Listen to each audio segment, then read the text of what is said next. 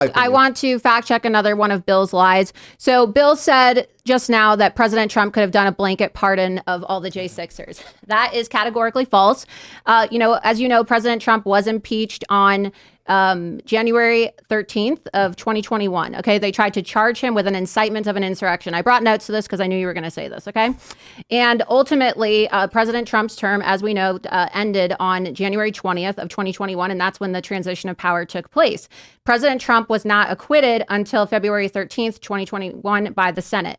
The reason why President Trump wouldn't have been able to issue just a broad brush pardon of anyone connected to January 6th is because, and I'll read this directly, under Article 2, Section 2 of the United States Constitution, it states that there is an exception to the presidential power to pardon in cases of impeachment. The presidential pardon power does not extend to forgiving crimes and misdemeanors that the House might charge in a bill of impeachment.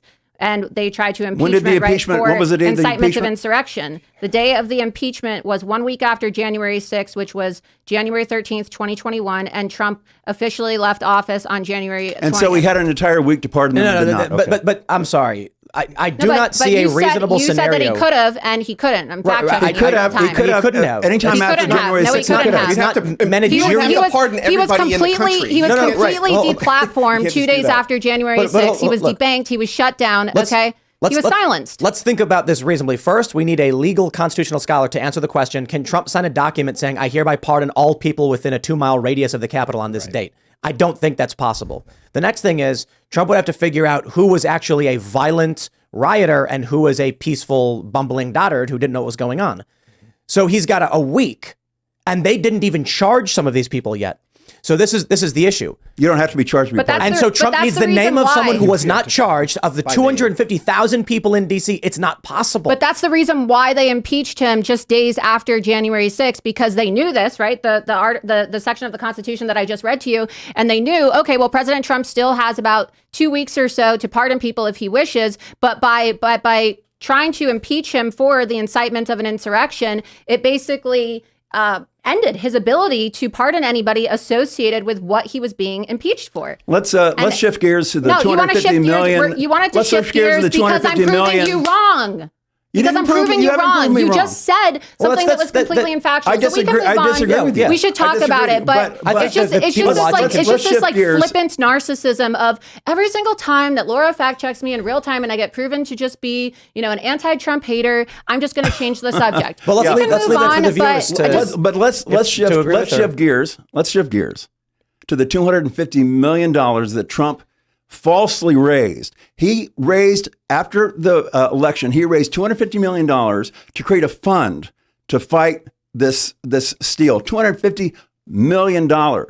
Instead of, and he did not create this fund never existed. As a matter of fact, under testimony, Trump's own marketing people said this was just a marketing ploy. This fund never existed. He transferred all $250 million to his leadership PAC. That money ended up going to all kinds of things that had nothing to do with J6. He did not pay the legal bills of people that were in jail for J6. Who he did pay the legal bills for were people that were going before Congress to testify about J6. He paid their bills because he didn't want them to turn state's evidence against him. And then we know that Rudy Giuliani, who did all that work for Trump, traveling around the country, that Trump has stiffed him on the legal bills. He was supposed to pay Rudy Giuliani $20,000 a day. All he did was pay his travel expenses. And just recently, Rudy Giuliani was at Mar-a-Lago begging to get his legal bills paid. He didn't pay them. Well, also, it just turns out the RNC paid some of Giuliani's.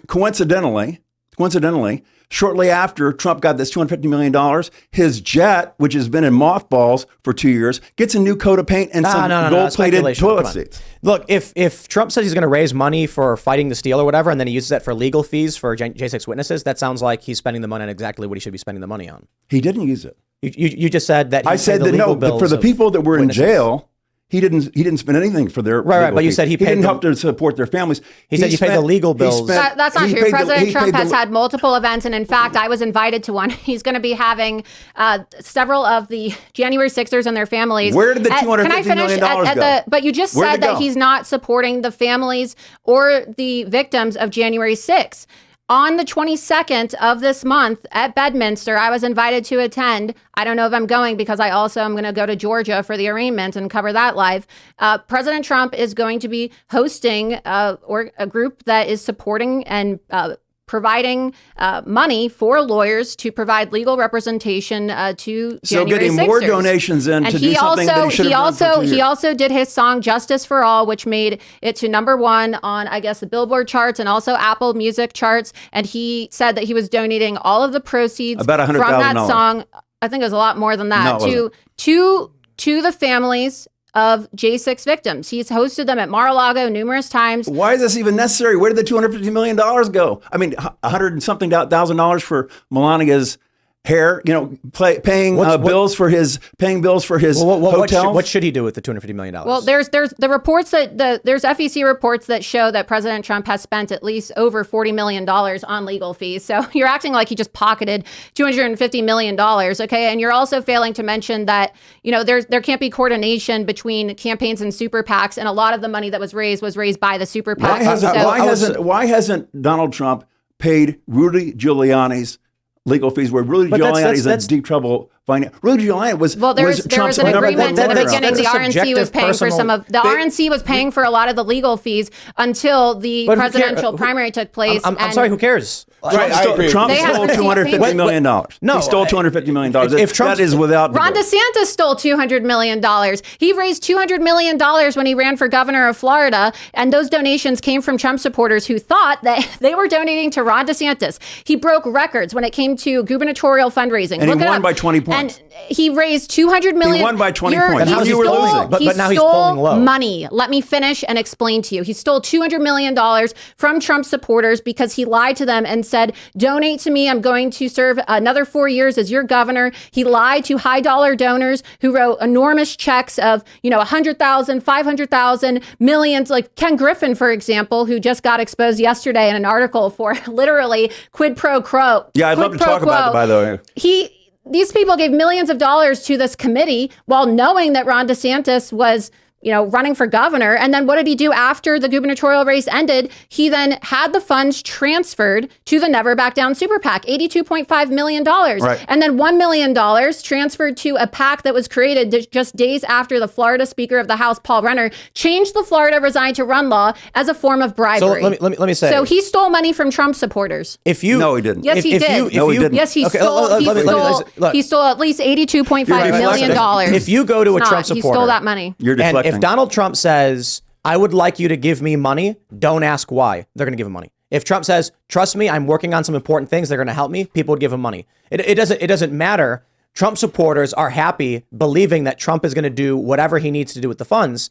However, I do think there's an issue if Ron DeSantis is saying, I'm running for governor, not president, donate to me, and then transfers money so he can run against Trump. That feels kind of shady. Trump specifically said, this money is for this fund. And he named the fund. And then we have under testimony, the fund never existed. That was a lie. He raised money for a fund. As a matter of fact, I would not be surprised. What does that mean? I would not be surprised. What does that mean? He raised the money, so the fund existed. No.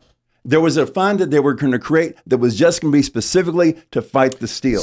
It was, I think, election integrity fund. I can't remember the name of it just off the top of my head, Ron. But it was a fund, and his own marketing people said that was just a marketing ploy. It never existed. They transferred the money to his leadership PAC, and people don't understand. A leadership PAC and a super PAC are two different things. A leadership PAC can spend money on whatever. They can spend money on Trump to do golf trips, anything. It's not like a super PAC, okay? So he transferred the money to these guys, and then God only knows where the money went. We know for a fact that they paid over $100,000 for Melania's hair to be done. We know that money that went to Trump's businesses and his hotels. Just like we know that over $400,000 of Ron DeSantis's presidential donations just went to pay off his personal American Express card. So if you look at the financial disclosure forms, and I did an extensive report on this, there are American Express credit card payments that are not properly documented according to the rules as they're supposed to be documented in an official report. So you want to talk about Melania? What did Ron DeSantis spend? I want to talk about the $250 million. I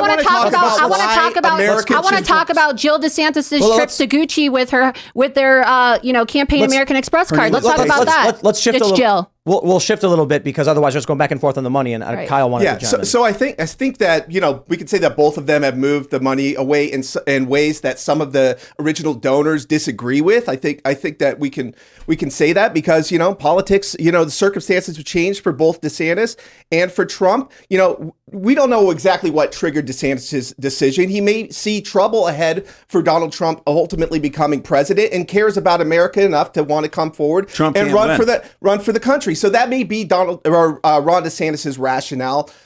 You know, I will leave it to Ron DeSantis to, you know, explain that. But I want to explain why I supported Ron DeSantis originally leading into this debate with Laura.